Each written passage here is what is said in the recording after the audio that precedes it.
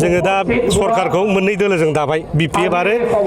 BJP दा ओंखायनो बे मोनसे जौथ' जयेन्ट माने मोनसे मास गेदारिं खुंनाय जादों बिनि गेजेरजों BTC इलेक्सनाव जेखौ जों कमिटमेन्ट होबोदोंमोन 5 गेरेन्टिस बेखौ जों आखरे मावनायनि थाखाय दिनै जे प्रस्तुतिफोरा जाबाय बेखौ रायजोफोरनो फोरमायनो थाखाय खालामनाय जादों आरो फैबाय थानाय बिसायख'थियाव जोङो खौसेयै बोरैहाय 15टा आसन देरहानो हायो बिनि थाखाय ब्लुप्रिन्ट खालामनाय माखासे हाबाफारिफ्रा जागासिनो दं आरो निस्सय जों बिनि गेजेरजों फैबाय थानाय सरकारखौ जों दानो हागोन जायखि सरकार फैया मानो जोङो BTCनिफ्राय खमाव साबा बारायाव 6 जन बेबादि माखासे रायजिक मन्त्रि माखासे केबिनेट मन्त्रि बे मोननायनि बेबस्थाखौ खालामनाय जादों दा बे जोबोद दुखुनांथाव बाथ्रा बे BTC एसेम्ब्लिखौ गाग्लोबनाय नङा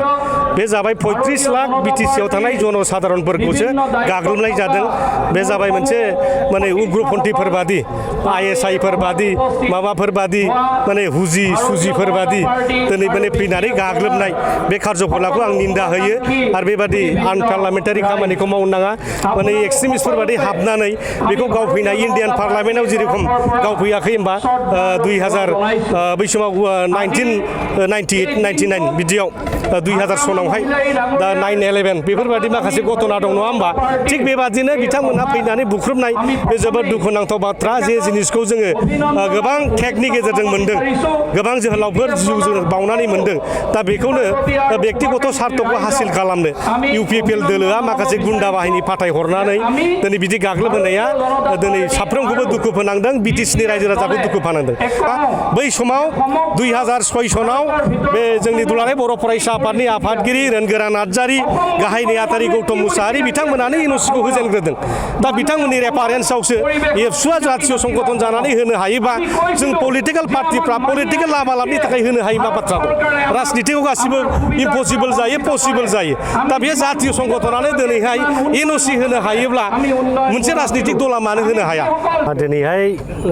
इलेक्सन जोबखांनायनि उनाव मोनसे मास गेदारिं लानाय जादों बेवहाय BJP-नि मदद लानानै खालामनाय जादों खारन जोङो दा सरकारखौ मोननै दोलोजों दाबाय BPF आरो BJP दा ओंखायनो बे मोनसे जौथ' जयेन्ट माने मोनसे मास गेदारिं खुंनाय जादों बिनि गेजेरजों BTC इलेक्सनाव जेखौ जों कमिटमेन्ट होबोदोंमोन 5 गेरेन्टिस बेखौ जों आखरे मावनायनि थाखाय दिनै जे प्रस्तुतिफोरा जाबाय बेखौ रायजोफोरनो फोरमायनो थाखाय खालामनाय जादों आरो फैबाय थानाय बिसायख'थियाव जोङो खौसेयै बोरैहाय 15टा आसन देरहानो हायो बिनि थाखाय ब्लुप्रिन्ट खालामनाय माखासे हाबाफारिफ्रा जागासिनो दं आरो निस्सय जों बिनि गेजेरजों फैबाय थानाय सरकारखौ जों दानो हागोन जायखि सरकार फैया मानो जोङो BTCनिफ्राय खमाव साबा बारायाव 6 जन बेबादि माखासे रायजिक मन्त्रि माखासे केबिनेट मन्त्रि बे मोननायनि बेबस्थाखौ खालामनाय जादों थांनाय 29 नभेम्बर खालाराव मोनबा जौगाहारिनो ST होनायनि सोमावसारनायाव फरायसाफोरा BTC एसेम्ब्लियाव खालामनाय जाथाय जानानै थांबाय बेनि सायाव गोबां रोखोमनि बिबुंथि लाखिलांदों बे बेलायावहाय एसे हिसाबै मा फोरमायगोन दा बे जोबोद दुखुनांथाव बाथ्रा बे BTC एसेम्ब्लिखौ गाग्लोबनाय नङा बे जाबाय 35 लाख BTCआव थानाय जनसाधारनफोरखौसो गाग्लोबनाय जादों बे जाबाय मोनसे माने उग्रपन्थीफोर बादि ISI फोर बादि माबाफोर बादि माने हुजि सुजिफोर बादि दिनै माने फैनानै गाग्लोबनाय बे कार्जकलापखौ आं निन्दा होयो आरो बेबादि आनपार्लामेन्टारि खामानिखौ मावनो नाङा माने एक्सट्रिमिस्टफोर बादि हाबनानै बेखौ गावफैनाय इन्डियान पार्लामेन्टआव जेरेखम गावफैयाखै होमबा 2000 बै समाव 1998 99 बिदियाव 2000 सनावहाय दा 9/11 बेफोरबायदि माखासे घटना दं नङा होमबा थिग बेबादिनो बिथांमोनहा फैनानै बुख्रुबनाय बे जोबोद दुखुनांथाव बाथ्रा जे जिनिसखौ जोङो गोबां टेगनि गेजेरजों मोनदों गोबां जोहोलावफोर जिउ बावनानै मोनदों दा बेखौनो बेक्तिगत सार्थखौ हासिल खालामनो UPPL दोलोआ माखासे गुन्दा बाहिनी फाथायहरनानै दिनै बिदि गाग्लोबहोनाया दिनै साफ्रोमखौबो दुखु फोनांदों BTCनि रायजो राजाखौ दुखु फोनांदों आन्दलना खालामनो हायो जोंबो मोनसे समाव आन्दलनकारिमोन दा बेबादि आन्दलन खालामनायनि मुङाव आन्दलन खालामनानै रायजोनि सम्पतिखौ दिनै धंस खालामनाय माने बेखौ मा बुजियो दा बेवहाय गोबां माने लिडारफोरनि बेवहाय माने थुनज्लायनाय दङ आं खावलायगोन इयुनाव जुदि बेबादि माने आन्दलन खालामबा जाहाथे रायजोनि सम्पतिखौ नस्थ' खालामा बे सासे सानैनि नङा UPPL-आबो सरकार खालामखांबाय खालामाखै होमबा थांनाय 5 बोसोराव UPPL सरकार जादों बेवहाय UPPL एबसुनि सरकार जादों थांनाय 17 बोसोराव BPF नि सरकार जादों आरो नेक्स्ट हयथ' 5-10 बोसोर उनावहाय सोरनिबा सरकार फैलायगोन दा बेखौ आक्रमण खालामनानै जेबो लाब जाया ST होनाय होनो बे गभर्नमेन्ट आसामनि खोथा नङा गभर्नमेन्ट इन्डियासो बेखौ फाइनाल खालामगोन दा NOC होनायनि बेला बेथ' गोदान NOC नि बाथ्रा नङा बै समाव 2006 सनाव बे जोंनि दुलाराय बर' फरायसा आफादनि आफादगिरि रोनगोरा नार्जारि गाहाय नेहाथारि गौतम मुसाहारि बिथांमोनानो NOC खौ होजेनग्रोदों दा बिथांमोननि रेफारेन्सआवसो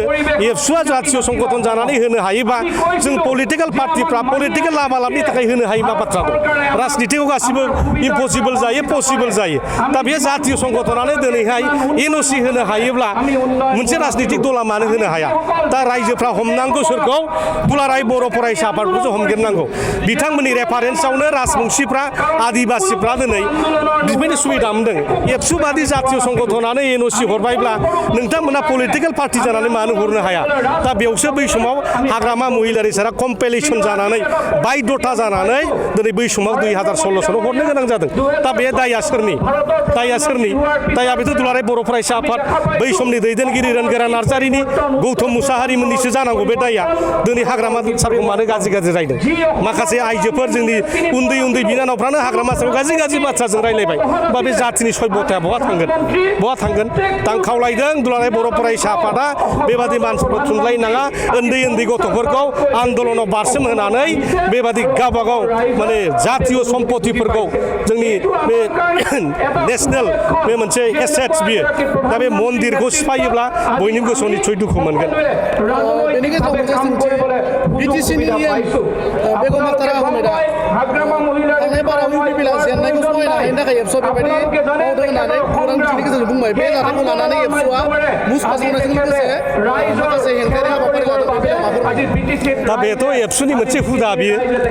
बयखौबो माने बेबादि एसे दाय मोनबाथाय दायथ' गैया समाल'सना खालामो आंखौबो पर्बतजरानि हा हगारनायनि नामाव बिथांमोना मुसुखा सावदों आंनि फट' बानायनानै आब' मलथिनि नामाव आरो देवराव देख्रेब जों साथामखौ मुसुखा बानायनानै सावदों थिग बेफोरबादिनो बिथांमोना गावसिनि पलिटिक्सखौ सारभाइभ खालामनो माबा मोनसे सरकार लाबोनाय नङा they just to survive their political party they are doing such like माने आनपार्लामेन्टारि वार्कस बे दिनै बिथांमोना दिनै खालामगासिनो दङ रायजोफोरनि सेम्पाथि मोननोसो बे जेबो गैया बेहाय माने प्रमद बर'आबो गौतम मुसाहारि रोनगोरा नार्जारि जेब्लानाखि एबसुनि प्रेसिडेन्टमोन बेवहाय माने भाइस प्रेसिडेन्ट हिसाबै प्रमद बर'आबो दंना गैया लरेन्स इस्लारिया जिल्ला एबसुनि गाहाय नेहाथारिमोन बै समावहाय होमबा बिनि दाया बै समनि दुलाराय बर' फरायसा आफादाव जायफोर नेताफोर दङ बे नेताफोरनि बियो दिनैहाय हाग्रामा मुलिरखौ दाय होबा जाया फुथुखा बानायनानै सावब्ला बेहाय दाया जोबा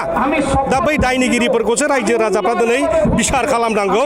एबसुआ मानो बै समाव हरजेनखो बिनि सायाव बिथांमोना तदन्त खालामनांगौ रायजो राजाफोरनि आदालताव बिसार जानांगौ आरो बे बिसारखौ रायजोफ्रा खालामनानै फैबाय थानाय जिथुनाखि MLA इलेक्सन बेवहाय बिथांमोना BPF खौनो सापर्ट खालामनानै जोंखौ देरहा होफिनगोन जोंहा बेवहाय बिसास दं रायजोफोरनि सायाव